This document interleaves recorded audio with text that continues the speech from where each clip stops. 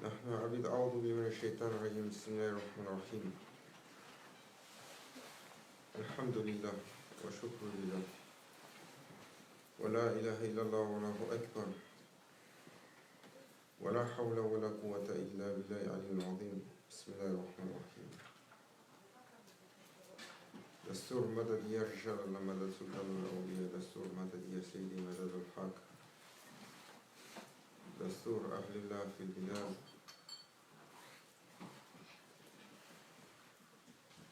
أتوا لا أتوا الرسول والأولي الأمر منكم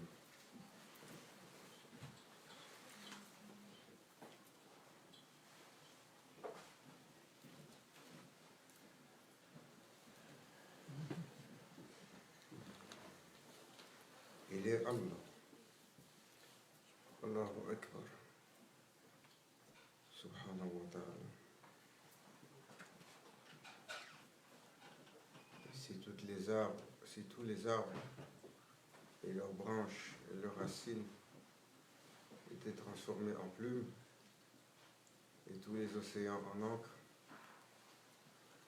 et qu'on donnait la capacité à toutes les créatures d'écrire pour l'éternité, ensemble, ils ne peuvent pas décrire la grandeur d'Allah. Jalla Jalaluhu.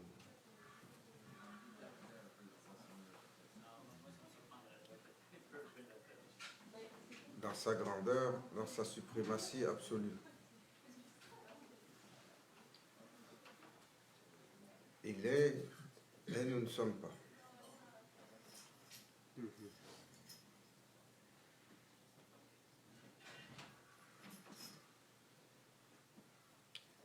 Cette grandeur et cette suprématie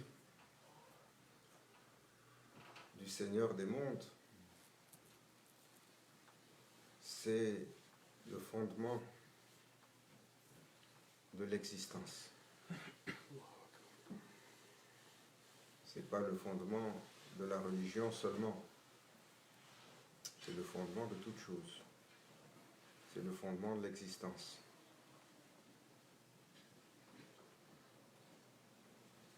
Comme il dit,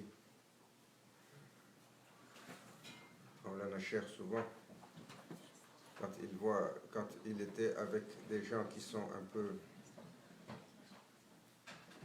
trop rationnels et logiques dans leurs pensées, une fois il leur disait, quand ils voient un avion passer, il n'y a pas de pilote. Ou quand ils voient un bateau passer, il n'y a pas de pilote. Alors ils lui disent, oh cher, c'est pas possible. Un gros bateau comme ça, sans pilote, il ne peut pas se rendre ici et rentrer dans le quai et se parquer sans problème. Il a dit, pour un morceau de ferraille comme ça prend un pilote et pour tout ça, il n'y a pas de pilote, vous pensez?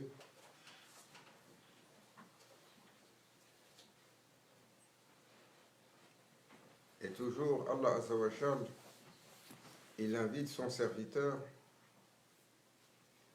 à contempler l'existence.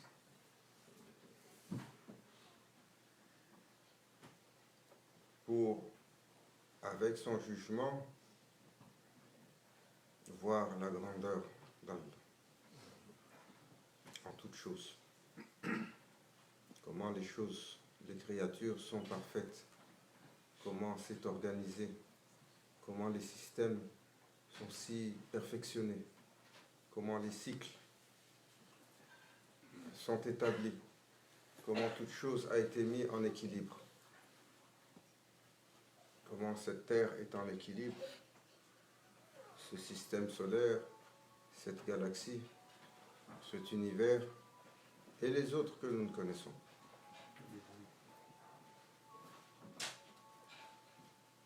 Comment la vie fleurit dans toutes les conditions. Et la vie s'équilibre dans toutes les conditions. Et Shaitan, Saïdou Billah, toujours il occupe les gens avec ce qui est inutile.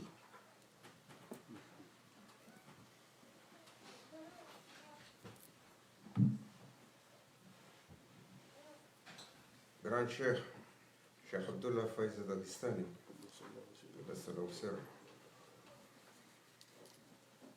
toujours quand il y avait des manifestations dans cette dunya de choses impressionnantes, quand le ciel commençait à zigzaguer d'éclairs et qu'on entendait le tonnerre, ou la foudre tomber, ou qu'on voyait les vents qui se soulevaient, ou que la terre, elle tremblait, il disait, prenez la mesure de la suprématie de votre Seigneur et de la grandeur de votre Seigneur, juste dans ces quelques éléments, qui vous montrent à quel point vous êtes si incapable. Oh là.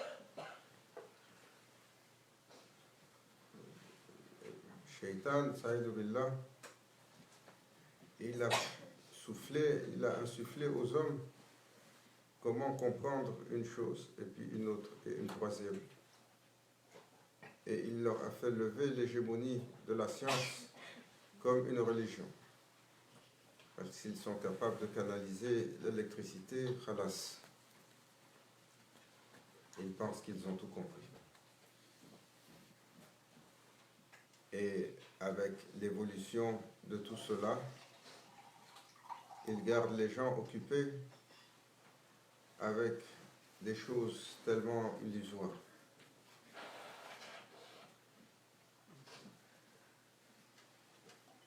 Si vous essayez aujourd'hui de faire contempler à un enfant le ciel ou la nature, il est occupé à pousser des boutons. Even for adults, you try to make them to meditate on any matter. Shaitan make them to be busy with so many useless distractions, so they don't have access to nature anymore. They don't have a minute by themselves anymore. They don't have a connection to elements anymore. They don't have a connection to each another.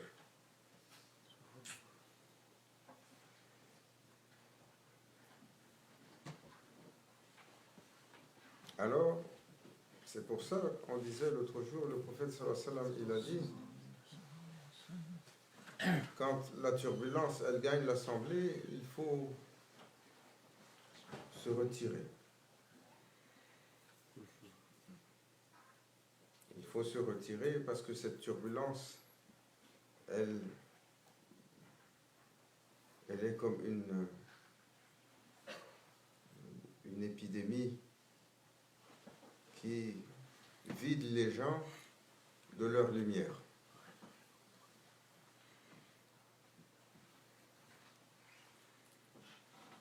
Ce qui est facile, ce qui est plaisant, ce qui nous satisfait tellement rapidement,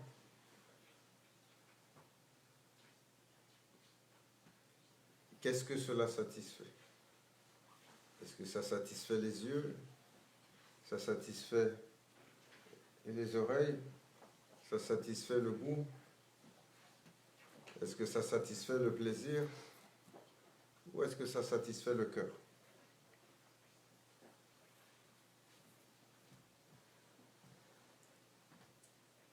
Mais il y a aujourd'hui une si grande multiplicité de plaisir pour toutes les choses. Pour quelqu'un qui a de faibles moyens, qui est du commun, comme nous, dans une ville comme celle-là, s'il décide, il peut manger un repas différent tous les jours, 3 fois par jour, il ne mange pas la même chose pendant toute l'année. Juste, on n'a pas la capacité ou on ne prend pas le temps.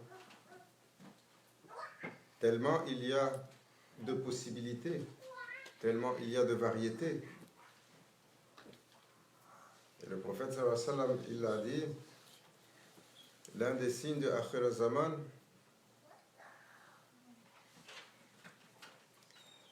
les gens, ils vont parler tout le temps de nourriture.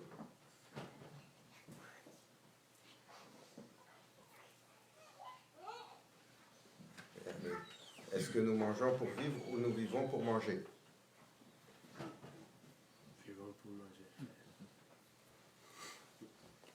Autrefois, c'était l'heure du repas, ting, ting, ting, ting, ting, ça sonne, on vous appelle, tout le monde court, tout le monde vient. Là, on découvre qu'est-ce qu'il y a pour le repas. Mashallah, tout le monde s'assoit. Même si c'est la même chose que la veille et la journée d'avant et la journée d'avant et la journée d'avant, tout le monde, il s'assoit, il est satisfait, il mange, il s'en va. Aujourd'hui, où que tu regardes, les émissions n'en finissent pas. Toute la journée, on essaye de trouver ce qu'on va manger le moment d'après. Quand on a dans la bouche, déjà on pense ce qu'on va mettre dans la bouche après quand on a fini ça. On n'a pas fini ce qui est après, déjà on pense ce qui est le prochain repas. Où on se dit, ah, peut-être demain je vais aller à un tel restaurant, j'ai envie, aujourd'hui j'ai mangé la viande, demain j'ai le goût du poisson.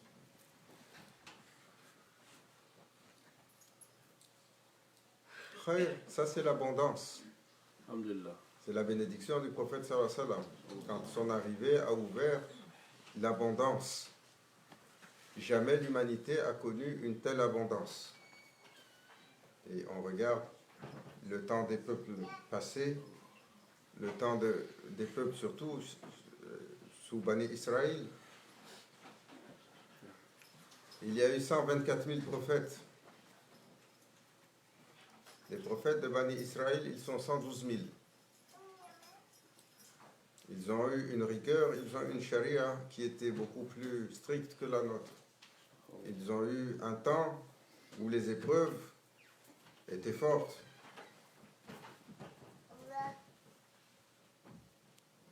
Ils ont eu un temps, quand elle venait l'affliction, Allahu Akbar, Allah Azza wa Jal, il faisait intervenir la foudre. Il faisait trembler la terre. Il faisait lever le vent. Il a levé l'inondation à couvrir toute la terre. Mais l'arrivée du prophète sallallahu alayhi wa sallam a ouvert l'abondance, la connaissance, la bénédiction. Si sous Bani Israël, ils avaient fait ce qu'on fait sur 1 kilomètre carré dans cette ville, Allah Azza wa Jal aurait rayé une ville entière comme il avait avec la ville de Qawm, Sodome et Gomorrhe. Ce qu'il y avait à Sodome et Gomorrhe, aujourd'hui peut-être, on pense que c'est quelque chose qui est... C'est normal. Et personne ne peut dire c'est pas normal. Il faut lire les livres sacrés. Ce ne sont pas des histoires. L'humain, il ne s'est pas créé lui-même. Il ne peut pas survivre un instant par lui-même. S'il n'y a pas une force qui insuffle le battement de son cœur,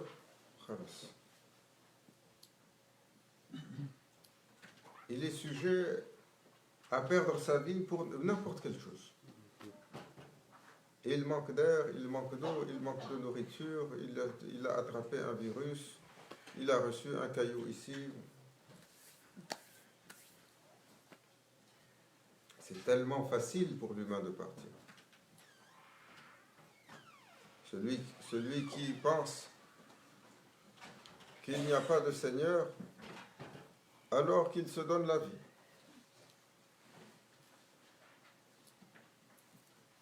Qu'il se retire de ce monde par lui-même et qu'il y revienne. Et qu'il décide de ne pas respirer l'air de ce monde et qu'il continue à vivre. Ou qu'il décide de ne pas manger et qu'il continue à vivre. Et nous n'avons pas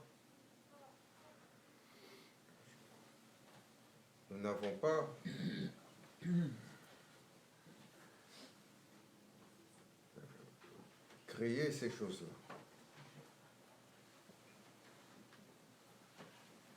Ce qu'on mange, c'était sur la terre avant. Maintenant, on a transformé les graines un peu, on pense que on a compris la chose et on a inventé de nouvelles choses.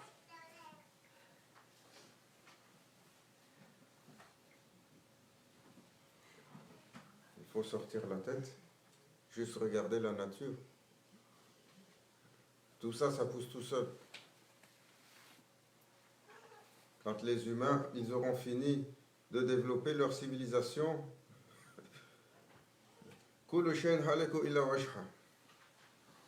tout va périr, excepté le visage d'Allah Azzawajal. Toute chose va partir. Allah Azzawajal, il a décrété, chaque chose que vous allez bâtir, elle va être anéantie. Et toute créature à laquelle vous donnerez naissance va également périr. C'est inexorable. Aussi grande que peut être la construction, aussi belle qu'elle puisse être, aussi parfaite qu'elle puisse être, aussi civilisée qu'elle puisse être. On disait l'autre jour, elle est où l'Atlantide. C'était une civilisation avancée. Aujourd'hui, comme un mythe. On ne sait même pas si c'est vrai ou si c'est faux. Pourtant, Maulana Cheikh, il disait, ils ont existé. Ils ont atteint un haut degré de civilisation. Mais avec cette civilisation, alors est venue la corruption.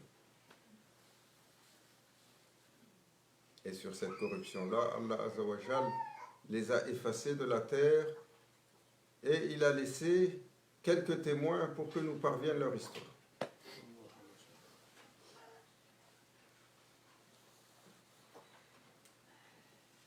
Il est Allah, subhanahu wa ta'ala, jalla jalaluhu. Toute grandeur lui appartient. Toute suprématie lui appartient. Il est le souverain absolu et nous ne sommes que de faibles créatures.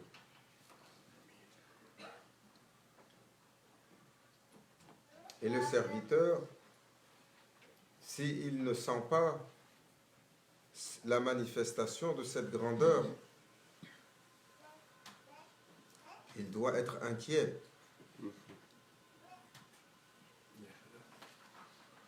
If the servant doesn't feel the greatness of his Lord, that his state is worried.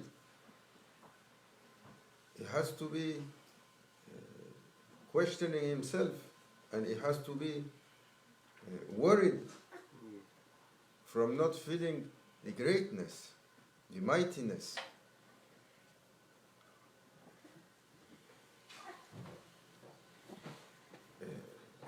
Allah Azzawajal, il s'est manifesté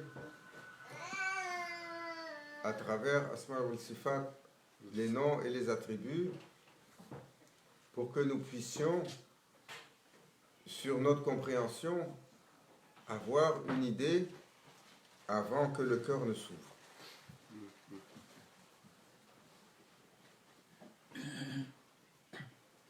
Allahu Akbar. Aziz. mutakabbir.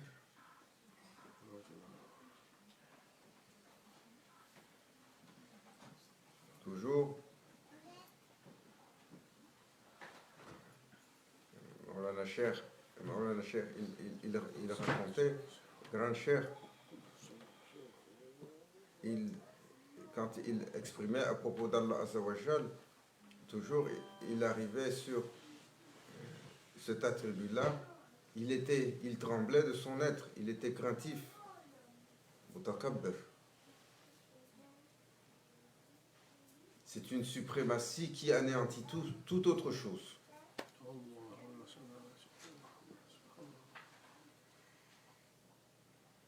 Et toute chose disparaîtra, excepté le visage du Seigneur des mondes.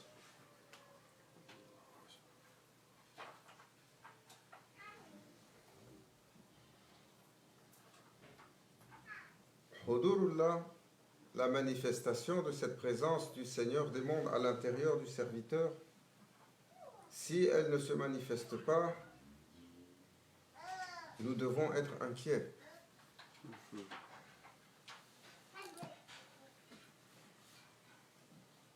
Nous devons être inquiets. Il y a dans ce que nous faisons quelque chose qui nuit à la combinaison gagnante.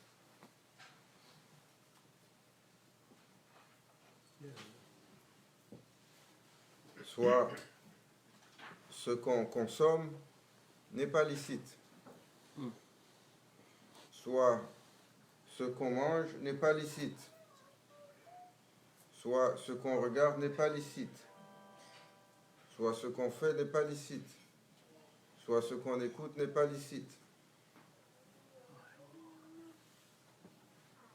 soit nos intentions ne sont pas pour lui, soit nos actions ne suivent pas nos intentions.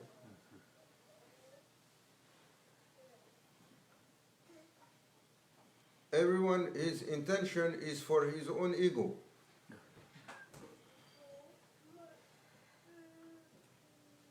And no one is exempt from that.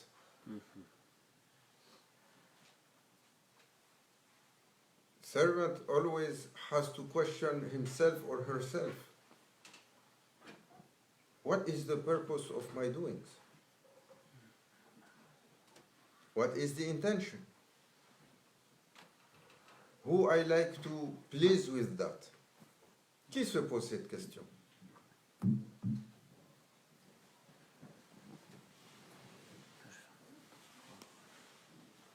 Qui se pose cette question? Nous allons prétendre que nous sommes trop occupés.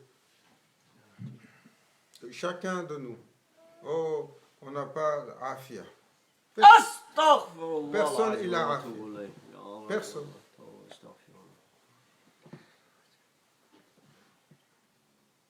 Il revient de chez Sayyidina Cheikh Ahmed Tijan. Il est allé à Ain Mahdi, à la route en Algérie. Il est allé, il a crié là-bas. Ils voulaient tous sortir du Macan.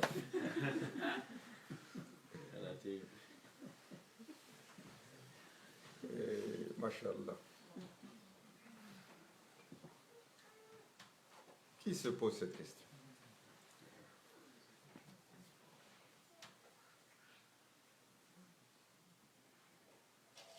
Vous regardez la vie du prophète sallallahu alayhi wa sallam, Siratun Nabi sallallahu alayhi wa sallam. Vous regardez ce qu'il a fait, ce qu'il a dit.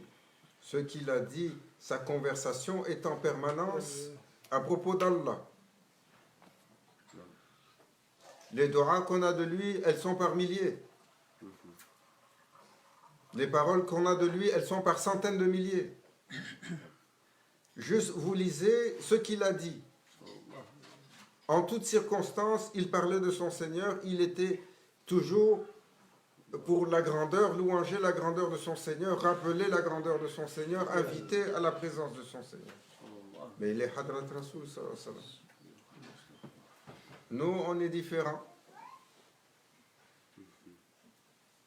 Nous, on est différents. On est de simples serviteurs et de surcroît les serviteurs de Akhir Zaman. Mais les excuses que nous avons, elles ne marchent pas.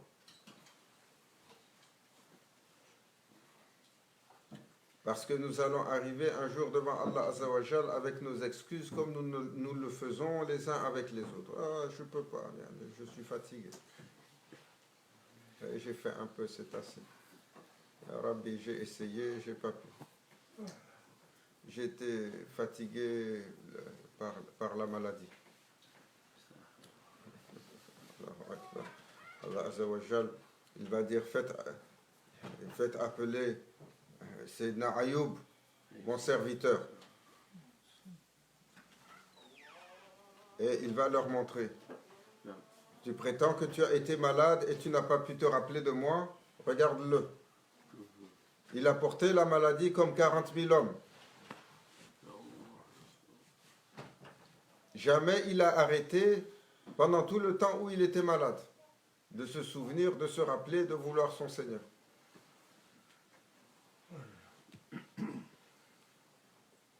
Oh, Ya Rabbi, j'étais fatigué, je courais après mon rizq.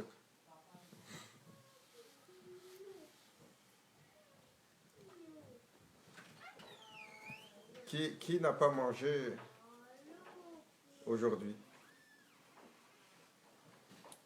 Qui n'a pas mangé hier? La majeure partie des gens qui sont ici ont 30, 40, 50, 60 ans.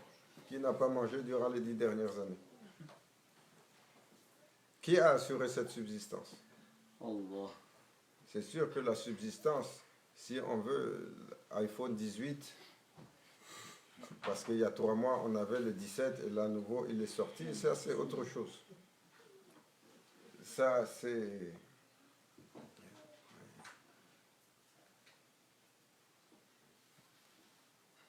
Hawa. Hawa. Ce désir qu'on ne peut pas satisfaire. Le désir de perpétuel, un désir insatiable perpétuel d'avoir autre chose, de consommer autre chose. Et ce désir, il est parmi les ennemis. Maulana Cheikh, toujours, il mettait l'accent, il dit le serviteur, il n'est pas dans la présence de son Seigneur. Il n'est pas dans la présence de son Seigneur parce qu'il est dans une prison. Sa prison, elle a 4 murs. Shaitan, c'est un mur. Saïdou billah. Nafs, l'ego, c'est un mur.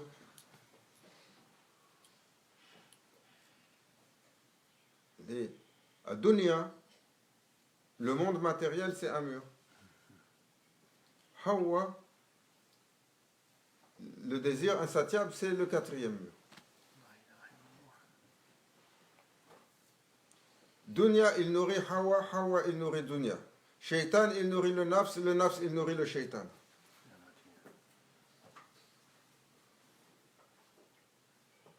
Le shaitan, il regarde le nafs, il apprend. Et après, il donne le waswas au nafs. Maulana Cheikh, il disait, le nafs de l'humain, il est si terrible et si perfide que le shaitan, en permanence, il regarde les humains et il apprend de nouvelles choses. Et quand il a appris sur Fulan, il dit aux autres, fais comme ça. Dunya, le temps du prophète sallallahu alayhi wa sallam a ouvert une abondance sans limite, comme on voit aujourd'hui. Nous sommes les fuqara de la fin des temps. On mange ce que les rois n'ont pas mangé dans toute une vie, on peut manger ça dans une journée.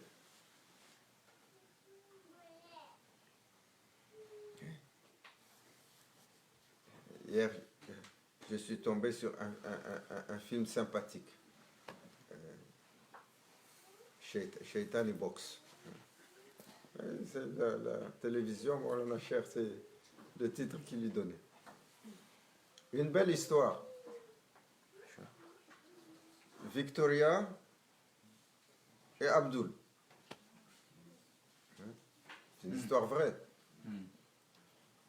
La reine Victoria, la reine de la gouvernance britannique, qui a eu le plus gros empire des derniers temps, elle était dans son âge avancé, rien ne lui fait plaisir, jusqu'à ce qu'arrive ce serviteur des Indes, musulman, avec la légèreté, l'innocence, le sourire, elle a repris la vie. Elle a voulu chasser tous les vieux là, et le serviteur, tous les jours, il est là. Elle dit, je veux apprendre ça. Et c'est quoi ta culture? Et apprends-moi ta langue. Et il lui a parlé d'Allah. Et quand elle est inquiète, elle dit, tous ceux que j'ai aimés, ils sont partis. Tous. Je suis toute seule. Pourquoi je suis là? Pourquoi mon Seigneur il me garde aussi longtemps? Et le jeune, il lui dit, mais pour servir,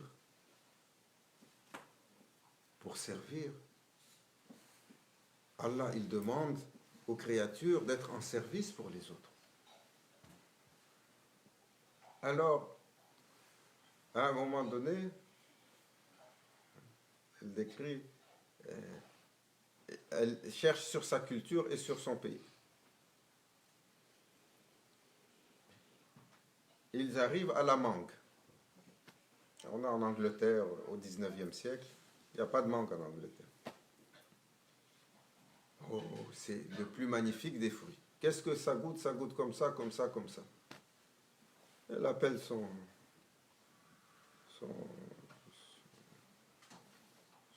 intendant général. Elle dit, je veux manger une mangue. Le monsieur, il dit, mais on est en Angleterre, il n'y a pas de mangue ici. Elle a dit, je suis l'impératrice des Indes. Les mangues poussent aux Indes, alors faites-moi venir une mangue. Et après, ils vont faire venir la mangue. Oh, on vous a amené le beau cadeau. Elle ouvre la boîte, elle regarde la mangue et dit, mais elle est toute pourrie. Elle, qui était sur l'empire le plus grand au 19e siècle, parce que l'empire musulman avait été morcelé, le plus grand c'était l'empire britannique. Du haut de sa suprématie, juste manger une mangue, elle ne pouvait pas. Et elle ne pouvait pas voyager pour aller aux Indes. Parce qu'elle dit, je suis prisonnière de ce territoire, je suis la souveraine des Indes, parce qu'on a conquis et on domine, on ne m'autorise même pas à y aller. Une mangue.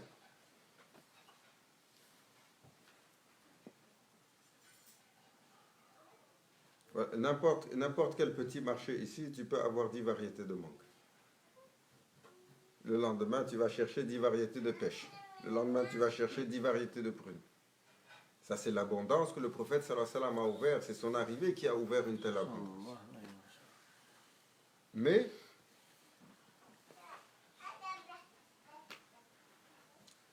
il a dit, ma nation, elle va être mise à l'épreuve avec ça. Elle va être mise à l'épreuve avec l'excès. Elle va être mise à l'épreuve avec l'excès.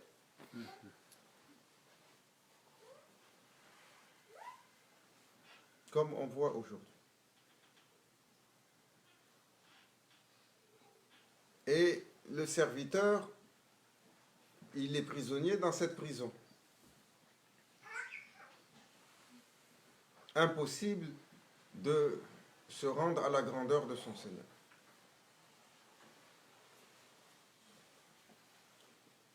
Alors, nous devons nous libérer de la prison. Amen. Fermer la porte du shaitan. Amen.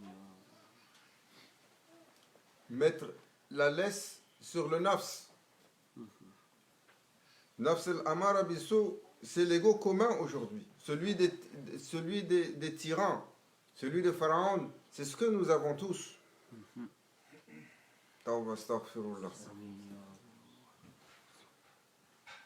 Mais personne ne manifeste le désir profond de se soucier de chercher, d'être en quête en permanence du visage de son Seigneur, de la satisfaction de son Seigneur, du bonheur de son Seigneur. Personne ne se questionne sur tous les agissements. Ceux qui sont inquiets, souvent c'est parce qu'on leur a cassé trop les oreilles avec haram, halal. Là, ils se questionnent, ils ont peur. Peut-être si je fais ça, et mon Seigneur, il ne me juge pas bien, je vais au Jahannam.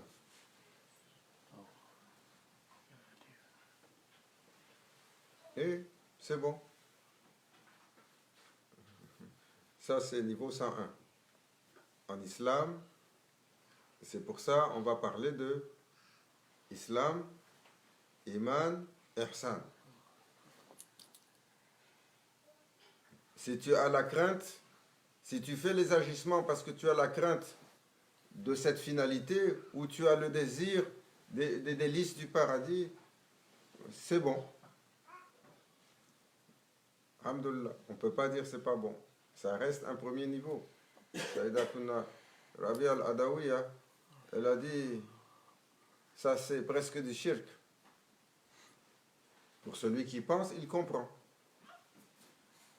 Parce qu'on devrait faire les choses pour le plaisir d'Allah. Au-delà d'une crainte ou au-delà d'un désir d'une récompense.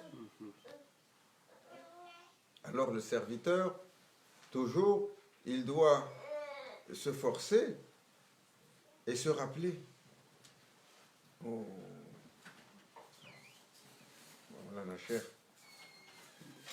Maulana Cheikh Nazim, il y a 20 ans, on était en Californie. Je raconte les quelques histoires que j'ai, alhamdoulilah. Et on était rentré dans une maison. Juste le hall d'entrée, quand tu rentres, c'est grand comme la Zawiya. Juste le hall d'entrée. Voilà, tu rentres. Après ça, il y a les cours de tennis à l'intérieur. Il y a la piscine qui est couverte. Et ils avaient, sur les cours de tennis, la cour, ils avaient mis les tapis. On était là-bas, il devait y avoir 300-400 personnes avec Maulana Cheikh. C'était des gens très fortunés. Une famille de... C'était des Pakistanais. Et en Californie, ils avaient fait fortune comme beaucoup de gens là-bas. Mais très très fortunés. Mais ils étaient tellement malheureux.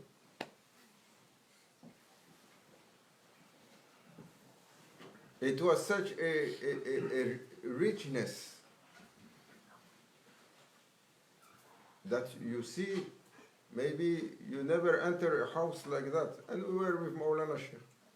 But the owner of the house, they were there, sitting like little cat on the side and looking at Maulana Sheikh. But they were expressing their sadness, that they feel so empty, so sad. C'était une soirée magnifique. Et à un moment donné, il a parlé, il a fait une sohba. Et il a répondu à cette personne qui était là. Ça faisait déjà 2-3 visites où on allait, où la famille, ils suivaient. Mais ils avaient un mal-être.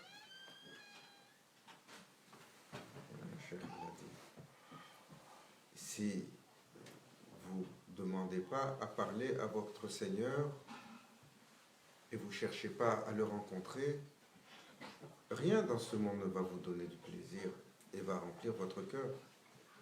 Quand tu as fini de manger, déjà, si tu manges un peu plus, tu es fâché. C'est limité. Les choses de ce monde, elles sont limitées. Alors, il a dit, quand le cœur, il est triste et qu'il ne trouve pas le chemin du bonheur et qu'il ne trouve pas cette légèreté. Il a dit, lève-toi au milieu de la nuit, alors que le premier tiers, le troisième tiers de la nuit, il a commencé. فَإِذَا فَرَغْتَ فَانْصَبْ وَإِلَى رَبِّكَ فَارْغَب. Lève-toi, va prendre ta douche, viens sur ton tapis, fais 2 raka'a pour saluer ton Seigneur, lève-toi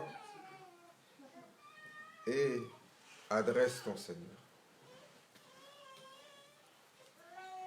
Et dis à ton Seigneur, Ya Rabbi, je t'aime, ô mon Seigneur. Ya Rabbi, je t'aime, je suis ton serviteur, je suis là pour toi, regarde-moi. Déclare-lui comment tu l'aimes et comment il te manque.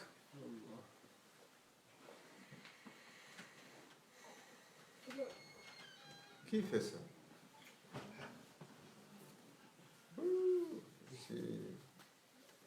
Si après le Ishraq,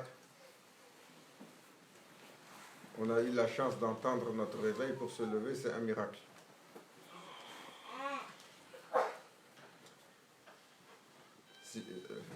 On n'a plus le coq pour nous réveiller aujourd'hui. On n'a plus Muezzin pour nous réveiller. On n'est pas dans le pays musulman. On a des alarmes. On ne sait pas combien de fois on a vociféré sur les alarmes.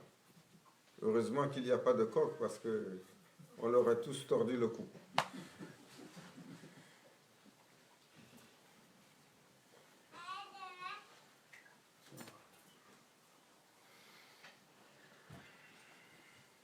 Allah Azza wa Jal nous pardonne, qu'il nous guide, qu'il nous ouvre cette porte de mettre son désir dans notre cœur plus que toute autre chose. De mettre son amour dans notre cœur plus que toute autre chose. Qu'il nous ouvre d'être libérés des 4 murs de notre prison. Que la générosité que le prophète sallallahu alayhi wa sallam nous a ouverte ne soit pas notre pire handicap. Amen. Allah Azza wa Jal nous permette de percevoir un souffle de la suprématie du Seigneur des mondes. Pour que jamais notre être il soit attiré par la corruption. Pour que jamais notre cœur il désire autre chose que son plaisir et son visage. Ya Rabbi, wa huwa ala kulli shay'in qadir. Allah il peut au-delà de toute chose, même pour des créatures dont le barème est aussi nul que le nôtre. بجاه سيدنا محمد صلى الله عليه وسلم بركة النبي يا ربي إلى حضرة نبي الفاتح